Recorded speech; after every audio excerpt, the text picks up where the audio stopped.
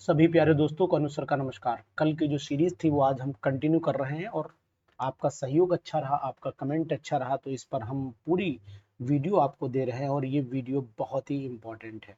यानी कि आप इन क्वेश्चंस को अगर करेंगे तो ये उम्मीद मैं जरूर करूंगा कि आपको बेनिफिट हमारे इन क्वेश्चन से जरूर होगा। ये वीडियो दोस्तों को शेयर कर दीजिए और आपको अच्छा लगे तो ये चैनल जरूर सब्सक्राइब कर लीजिए, क्योंकि ये चैनल आपको पहुंचाएगा कहाँ तक, जहाँ तक आप चाहते हैं, यानी सिलेक्शन। और सिलेक्शन आपको तभी मिलता है जब आप बेस्ट क्वेश्चन की प्रिपरेशन करते हैं, बेस्ट क्वेश्चन के साथ रहते हैं, तब आपको जरूर इससे बेनिफिट मिलता है। तो क्वेश्चन नंबर 22 हमारा शुरुआत कर रहा है और क्वेश्चन नंबर 22 क्या कह रहा है वो चीज मैं आपको दिखाने की यहाँ पर कोशिश करूंगा। Question number 22, the solution of complex in water give. देखो, जब वाटर में गिरेगा तो एक तो आयन ये बनेगा और एक आयन ये बनेगा, तो पहला ऑप्शन तो इसमें है नहीं, बिल्कुल निश्चित हो गया कि पहला ऑप्शन नहीं। दूसरे ऑप्शन पर चले आते हैं, तो भाई जरा दूसरा ऑप्शन देख लेते हैं। इस साइड में रहा होगा दूसरा ऑप्शन, क्योंकि सीरीज इसी साइड से चल रही है। चलिए फटाफट देखते हैं कि, यानी कि अब हमें दिख रहा है कि give the test of the sulphate ion. Sulphate ion का टेस्ट 100% ये देगा। क्यों देगा टेस्ट सल्फेट आयन का, वो आपको बता देता हूं। क्योंकि CuNH3 का होल 6 ऊपर 2 पॉजिटिव और साथ में SO4 डाई नेगेटिव, यानी ऊपर 2 नेगेटिव आते हैं, इसलिए सी ऑप्शन यहाँ पर एक्यूरेट ऑप्शन होगा। ध्यान दीजिएगा। If the rate equation for the reaction is this, the order of, तो यानी डेढ़ ऑर्डर हो जाएगा, यानी कि 1 प्लस हाफ हो जाता है 1/2, यानी कि 1.5 ऑर्डर आएगा, यानी 23 का भी जवाब हमारा यहाँ से जो हमें मिला वो है सी। बहुत ही अच्छे क्वेश्चन, इंपॉर्टेंट क्वेश्चन है। अगर आपको अच्छे लग रहे हो तो उंगलियां दर्द नहीं करनी चाहिए कमेंट करने पर। आप वीडियो मुझे पता है लेटे हुए देख रहे हैं इस समय, और मैं उम्मीद करता हूं कि आराम की अवस्था में है, तो प्लीज कमेंट कर दीजिए। The drugs used in relieve the pain. Pain को रिलीव करने में जो ड्रग होती है वो हमारी एनाल्जेसिक होती है। देखिए, एंटीसेप्टिक तो माइक्रो ऑर्गेनिज्म को रोकती है, ट्रैंकुलाइजर माइंड के लिए होती है, एंटीपायरेटिक फीवर के लिए होती है, और एनाल्जेसिक जो होती है ये हमारा पेन किलर मानी जाती है। पेन को रिलीव जो मिलता है वो इसी ड्रग से मिलता है। Decomposition of HI over platinum, यानी प्लेटिनम के ऊपर अगर HI को तोड़ दिया जाए तो किस ऑर्डर की रिएक्शन में ये कंसीडर की जाएगी। वैसे देखो, अगर मैं 2HI को ऐसे करके तोड़ता हूँ सिंपल वे में और H2+I2, तब तो ये सेकंड ऑर्डर है, लेकिन अगर किसी की प्रेजेंस में ये तोड़ दिया गया तो ये जीरो ऑर्डर रिएक्शन में कंसीडर कर दी जाती है। यानी rate does not depend on the concentration of reactant. Rate अगर प्लेटिनम नहीं होता तब तो ये सेकंड ऑर्डर थी, लेकिन अगर प्लेटिनम यहाँ पर लगा दिया जाता है तब ये जीरो ऑर्डर में चली जाती है। रिएक्शन बहुत इंपॉर्टेंट है, इसको जरूर करिए और इस पर आप DSSB लिख लीजिए फटाफट। DSSB की करो तैयारी, BPSC की करो तैयारी। ये सब हमारे कॉमन केमिस्ट्री बैचेस चलते हैं, जहां पर आपको परफेक्ट रिवीजन और टेस्ट सीरीज के लिए अगर आप चाहिए तो UPPGT की टेस्ट सीरीज ज्वाइन कर लीजिए फटाफट, जिससे आपको बेनिफिट होगा। BPSC के लिए भी अगर आप प्रिपरेशन करना चाहते हैं तो वो टेस्ट सीरीज आपके लिए वरदान साबित होगा। 50 क्वेश्चन पर डे चल रहे हैं और चैप्टर वाइज चल रहे हैं, साथ में मॉक टेस्ट भी होंगे और ओवरऑल आपका फुल टेस्ट भी होगा। तो ध्यान दीजिएगा, ऑनलाइन टेस्ट भी लगाए जाएंगे। तो Gibbs free energy G is defined है। जी यानी कि G is equal to H minus T delta S होता है। तो यहाँ पर ए ऑप्शन 26 वाले में हमें ए ऑप्शन बिल्कुल एक्यूरेट दिखाई दे रहा है, तो 26 वाले में मैं ए टिक कर लेता हूँ। Among the solid the higher melting point is exhibited by. Higher melting point किसकी वजह से, तो हायर मेल्टिंग पॉइंट यहाँ पर जो दिखाई देता है वो आयनिक सॉलिड का होता है, due to strong electrostatic force of attraction के कारण होता है। Methane can be converted to ethane. Methane को हम लोग इथेन में कन्वर्ट करते हैं बाय रिएक्शन। तो आपको पता होना चाहिए, अगर हम लोग क्लोरीनेशन कर दें और उसके बाद वुड्स रिएक्शन करा दें तो इजी वे में हम लोग इसे कन्वर्ट कर पाएंगे। तो यहाँ chlorination followed by Wurtz reaction option हम टिक कर लें।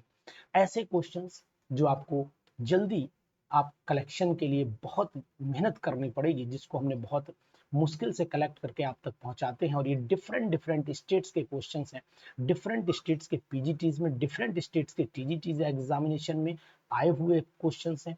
इसके लिए हमारी टेस्ट सीरीज पूरी तरीके से जो है वो अलाउ है आपके लिए। तो माइनस आई इफेक्ट कौन शो करता है, जो अपनी तरफ इलेक्ट्रॉन्स खींचता है, और अपनी तरफ खींचने वाला सबसे strong electron minus I effect group जो है वो हमें कौन सा दिखाई दे रहा है, वो हमें दिखाई दे रहा है यहाँ पर N2। तो बहुत ही अच्छे क्वेश्चंस आपको अच्छे जरूर लग रहे होंगे। कमेंट करते समय आप जरूर जरूर कंजूसी करते हैं, और अब इच्छा आपकी है, नहीं करना चाहते कोई बात नहीं, लेकिन कमेंट करने से हमें भी मोटिवेशन मिलता है। आप चैनल को प्लीज सब्सक्राइब कर लीजिए, क्योंकि अधिकतर अगर आपको कोई चैनल मजबूती देता है, कोई चैनल अगर आपको स्ट्रेंथ प्रोवाइड करता है, कोई चैनल से आपको क्वेश्चंस अच्छे एग्जामिनेशन मिलते हैं, तो यार थोड़ा सा सपोर्ट आपका भी बनता है। Metal ion present in the insulin, बहुत ही अच्छा क्वेश्चन है, बायोकेमिस्ट्री का क्वेश्चन है, वेरी वेरी इंपॉर्टेंट। और ये क्वेश्चन आप नोट कर लो कि बीपीएससी में रखा हुआ है, बीपीएससी में रखा हुआ है, कोई इसे नहीं रोक सकता। वेरी वेरी इंपॉर्टेंट, कोई क्वेश्चन नहीं रोक पाएगा इसको। तो ये 30 वाले पर चले आइए, और 30 वाले का जवाब है कि यहाँ पर इंसुलिन में जिंक आयन होते हैं, zinc di positive ion insulin के अंदर रहते हैं। तो ये ऐसे क्वेश्चन बिल्कुल उम्मीद के साथ खरे उतरेंगे आपके लिए। तो आप जरूर जो सपोनिफिकेशन वैल्यू इंडिकेट, क्या इंडिकेट करती है सपोनिफिकेशन वैल्यू, तो सपोनिफिकेशन किसी भी ऑयल या फैट की ये इंक्रीज बताती है कि शॉर्ट मतलब जो चेन है शॉर्ट चेन फैटी एसिड की, वो आखिरकार उसकी मेजरमेंट लेंथ कितनी है। हायर वैल्यू होगी सपोनिफिकेशन की, मतलब किसी ऑयल फैट की हायर वैल्यू आएगी, तो इसका मतलब है शॉर्ट चेन की परसेंटेज ज्यादा है।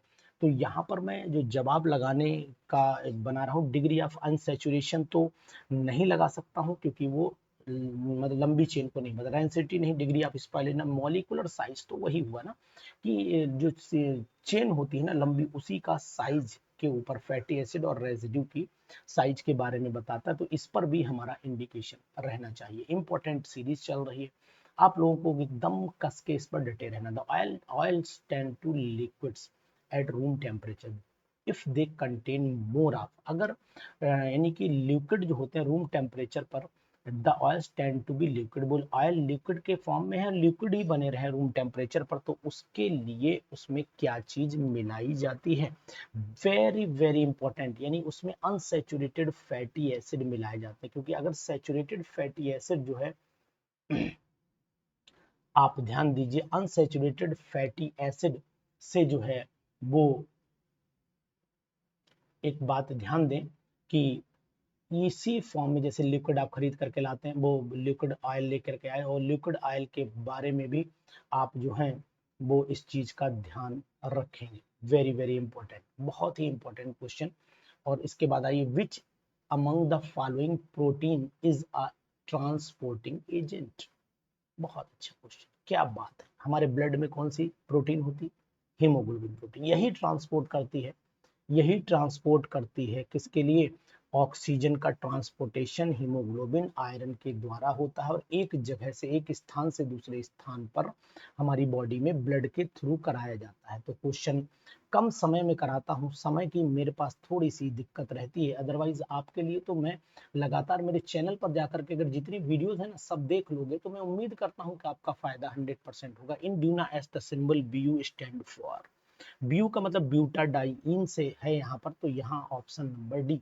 S का मतलब स्टाइरिन से होता है, देखो BU का मतलब ब्यूटाडाइइन हो गया, BU का मतलब ब्यूटाडाइइन हो गया, और Na का मतलब Na हो गया सोडियम, और S का मतलब स्टाइरिन हो गया। तो ये इसके मीनिंग है। फिलहाल यहाँ पर ऑप्शन डी है, MnS does not precipitate in the second group, क्योंकि इसकी सॉलेबिलिटी जो होती है, ध्यान दीजिएगा, इसकी सॉलेबिलिटी ज्यादा होती है, जो फोर्थ ग्रुप में जाकर के प्रेसिपिटेट होता है, तो इसलिए सॉलिबिलिटी ज्यादा होने के कारण है। तो answer it's solubility product is very high, यानी कि हम इसको बी ऑप्शन पर टिक करेंगे। अगर आपको ऑप्शन समझ में आ रहा है, क्वेश्चन समझ में आ रहा है, तो मन में पहले ऑप्शन रिपीट करिए, उसके बाद आंसर को कैलकुलेट करिए। 36वां क्वेश्चन पर हम लोग चले आते हैं। इन अ टाइट्रेशन, बहुत ही अच्छा क्वेश्चन, 36वें क्वेश्चन को लगाइए, इंपॉर्टेंट है। इन अ टाइट्रेशन, ये हो गया आपका V1 और ये हो गया N1, ऑक्सिलिक एसिड का N1B1 सॉल्यूशन रिक्वायर्स, यानी कि ये आपका हो गया V2 और complete neutral the mass of. तो पहले N1B1 से यूज करके, एसिड बेस के N1B1 से यूज करके आप सोडियम हाइड्रोक्साइड का जो है वो निकालिए, क्या नॉर्मेलिटी निकालिए, नॉर्मेलिटी निकालिए, ठीक है।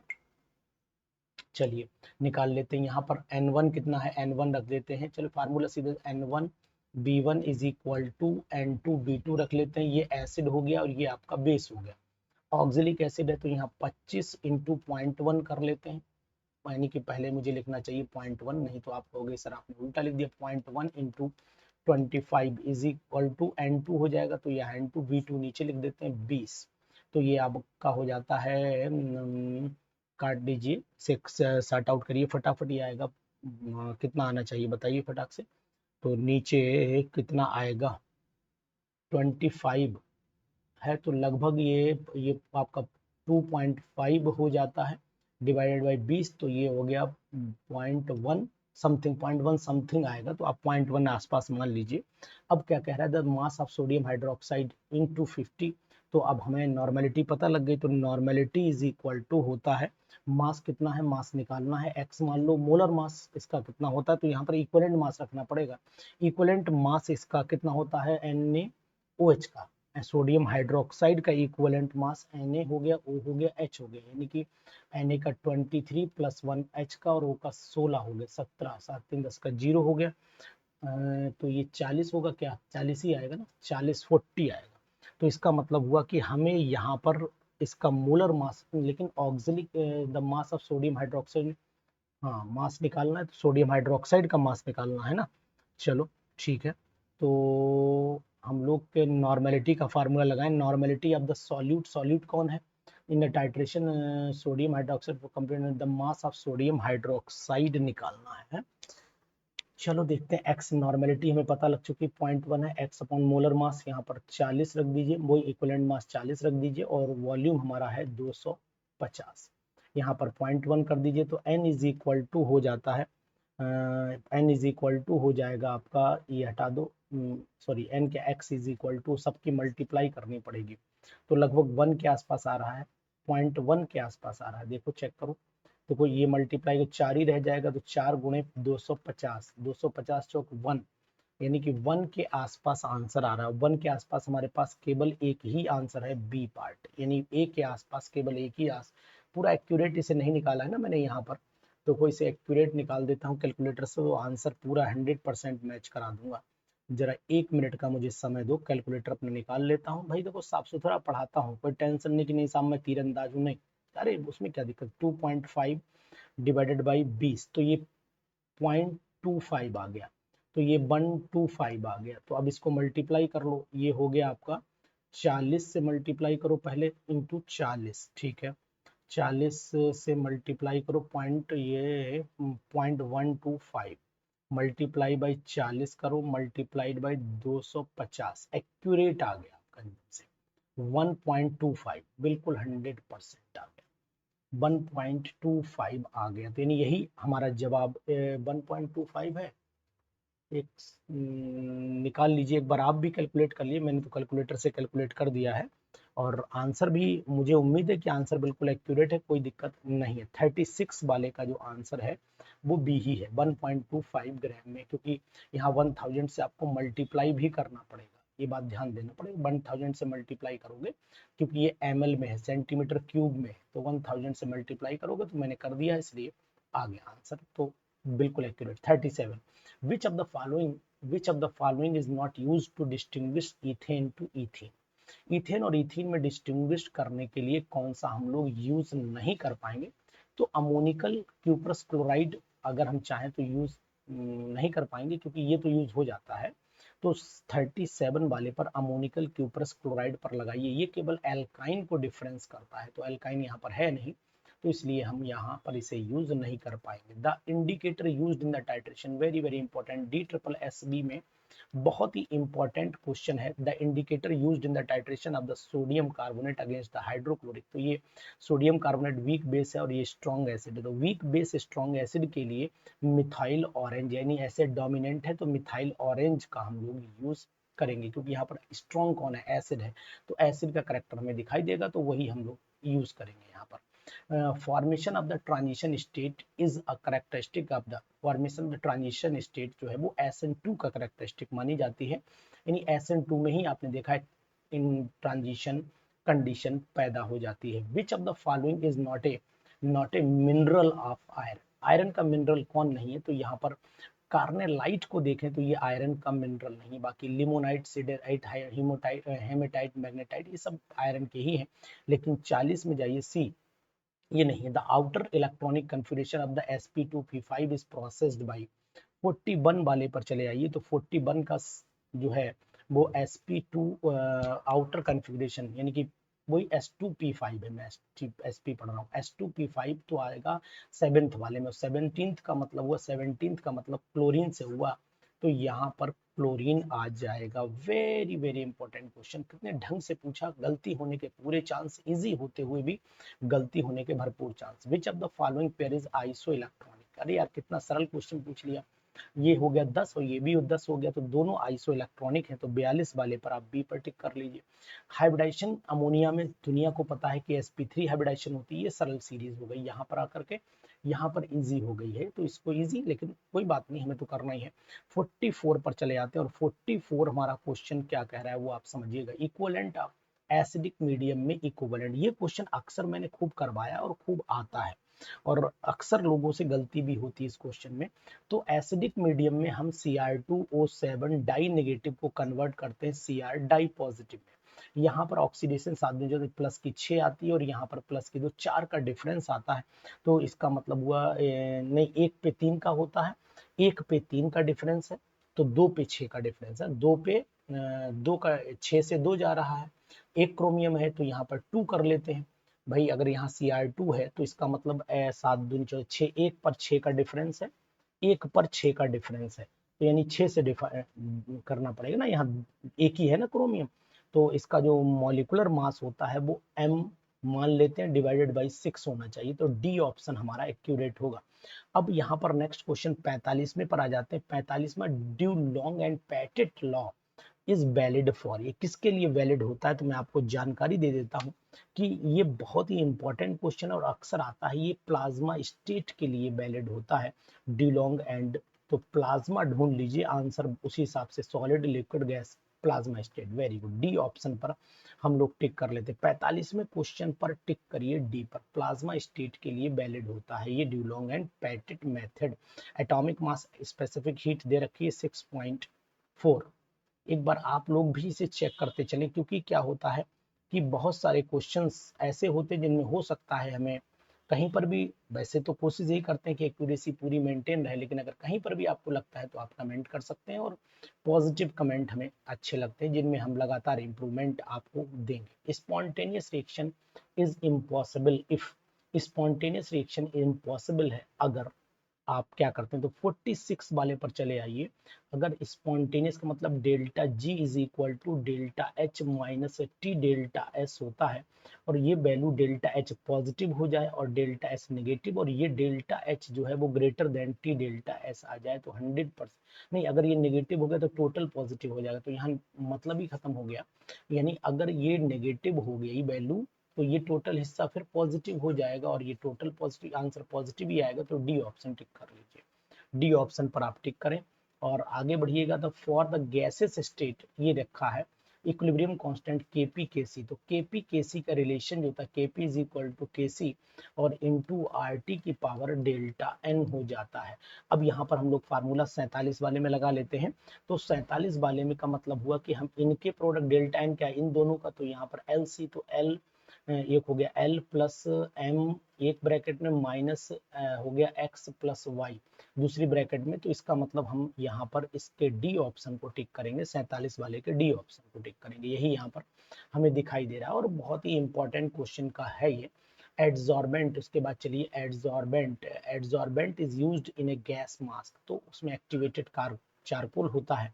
48 वाले पर आइए, इसमें टिक करिए एक्टिवेटेड चारकोल। यही जो कार्बन मोनोऑक्साइड गैस होती है गैस मास्क में, या पॉइजनस गैसेस होती हैं, या फिर जो वायरस बैक्टीरिया, उनको भी मतलब अधिकतर गैस मास्क में तो कार्बन मोनोऑक्साइड को ही, कार्बन बैक्टीरिया की बात नहीं होगी, जो कार्बन मोनोऑक्साइड गैस है जो कोल माइंस में इंजीनियर जाते हैं वो एक्टिवेटेड चारकोल वाला मास्क ही पहनते हैं, और वो कार्बन मोनोऑक्साइड को अपने ऊपर एब्जॉर्ब कर लेता है। In the manufacture of the sulphuric acid by contact process टिंडल box is use, टिंडल box को क्यों यूज किया जाता है, बहुत ही दमदार क्वेश्चन है। बी ऑप्शन हमें साफ दिखाई दे डस्ट। भाई टिंडल का मतलब है डस्ट पार्टिकल को कोलाइडल सॉल्यूशन पता करना, टेस्ट करना कि उसमें है नहीं, तो test of the presence of Tyndall effect का मतलब ही वहीं से निकल करके आता है। और 50 और लास्ट क्वेश्चन हमारी इस सीरीज का, द पीएच ऑफ 0.01। तो पीओएच तो इसकी 12 हो जाएगी और पीएच इसकी फिर 2 रह जाएगी, यानी कि 50 पीएच इसकी हो जाएगी आपकी, पीओएच हो जाएगी आपकी 12। तो पीएच कितनी, 2 ही बननी चाहिए, पीएच तो फिर 2 ही बनेगी ना, चेक करके आप देख लो। पीओएच कितनी हो जाएगी, नहीं पीओएच आएगी 2, sorry pOH is equal to हो जाएगा minus log OH ion concentration. ठीक है, तो पीओएच इसकी आ जाएगी आपकी 2 आ जाएगी। तो pH is equal to 14 minus 2 मतलब 12, सॉरी मैं उसको उल्टा पी कर गया, तो पीएच यहाँ डी पार्ट आ जाएगा। तो इस तरीके से हमने आपको क्वेश्चंस दिए, इन क्वेश्चंस को करिए, मेहनत करिए, आगे बढ़ते रहिए। और मैं उम्मीद करता हूँ, ईश्वर से प्रार्थना भी करूंगा, आपके जिस कंपटीशन की तैयारी कर रहे हैं, जिस पीजीटी टीईटी लेवल पर तैयारी कर रहे हो, आपका सिलेक्शन निश्चित हो जाए। Thank you, bye bye.